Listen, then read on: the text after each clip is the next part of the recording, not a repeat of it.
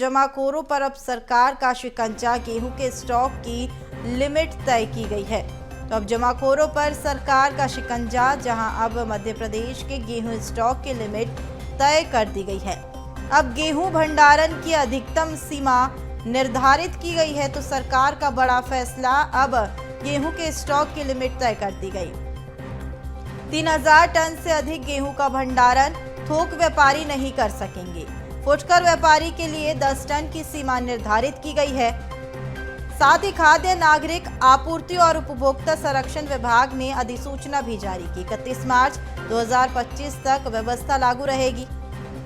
साथ ही व्यापारियों को सरकार को देनी होगी गेहूं स्टॉक की तमाम जानकारी। नियम उल्लंघन करने पर स्टॉक जब्त भी होगा।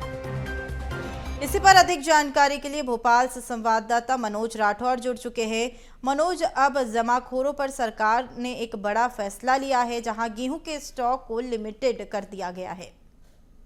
जी बिल्कुल, जो सीमाएं हैं वो बता दी गई हैं व्यापारियों को कि उससे ज़्यादा वो गेहूं का स्टॉक जो है अपने भंडार या अपने गोदाम में नहीं रख सकते हैं। यदि ऐसा करते पाए गए तो जो भी वैधानिक कार्रवाई नियमों के तहत है उसके तहत जो है कार्रवाई की जाएगी, क्योंकि सरकार ने ये फैसला इसलिए लिया है क्योंकि जब जमाखोरी किसी चीज़ की होती है तो उसके बाद उसका असर आम जनता पे सीधे तौर पे पड़ता है, यानी महंगाई का सामना आम जनता को करना पड़ता है। ऐसे में सरकार ने इस पर अब नियम जो बनाया है उसके तहत जो गोदाम के जो भंडारण की जो व्यवस्था है उसकी जो लिमिट है वो तय कर दी गई है। थोक व्यापारी की हम बात करें तो 3000 टन से अधिक गेहूं का वो भंडारण नहीं कर सकता, यानी इससे ज़्यादा यदि वो गेहूं रखता है अपने गोदाम में तो उस पर कार्रवाई की जाएगी। फुटकर व्यापारी को 10 टन की जो है लिमिट दी गई है, यानी वो भी 10 टन गेहूं जो है अपने गोदाम में रख सकता है, क्योंकि खाद्य नागरिक आपूर्ति एवं उपभोक्ता संरक्षण विभाग ने अब जो है इसको लेके अधिसूचना भी जारी कर दी है। व्यापारियों को भी इससे अवगत करा दिया गया है। तो ये व्यवस्था जो है 31 मार्च 2025 तक लागू रहेगी। जो आदेश निकला है, सरकार की यही कोशिश है कि नियमों का पालन किया जाए, किसी तरीके का स्टॉक जो है गेहूं को लेकर, अनाज को लेकर नहीं किया जाए। यदि ऐसा किया जाता है तो उस पर सख्त कार्रवाई के प्रावधान भी किए गए हैं। बिल्कुल, सरकार का अचानक इस फैसले को लेना, क्या कोई ऐसी खबर थी जिसमें गेहूं स्टॉक को लेकर लापरवाही या फिर घोटाला बरता गया हो?